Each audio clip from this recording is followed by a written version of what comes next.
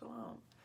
So I'm very drained after working a customer service job for 12 hours straight, and I just wanted to make a video about how paper towels work. Which sounds like the boringest video ever, but I want to make it. So, I don't think many people have, thought about how paper towels work. It's just, paper. You put it in water, the water gets sucked up.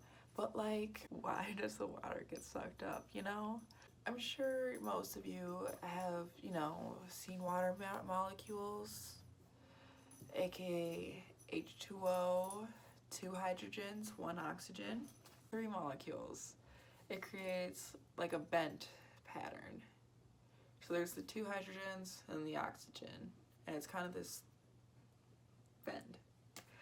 And what happens is that it creates a polarity. So one side has a negative charge, one side has a positive charge. And then you take paper towels, and paper towels, the atoms in that paper are also charged. So they also have a positive end and a negative end. So what happens is when the paper towel gets exposed to water, the opposites attract. So the negative ends will attract the positive ends, and it'll get sucked up into the paper towel.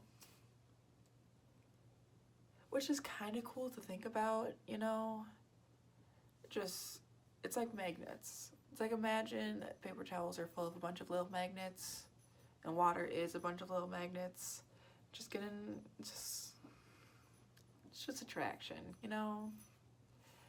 And like, polarity is kind of interesting when you think about it, because like fat cells and like oils and stuff aren't charged. That's why if you try to mix oil and water, it doesn't work. Like, oil will always rise to the top, but they will not mix, because water has these charged molecules and oil doesn't. So there's nothing for those molecules to kind of like stick to, like there's no attraction, so they separate.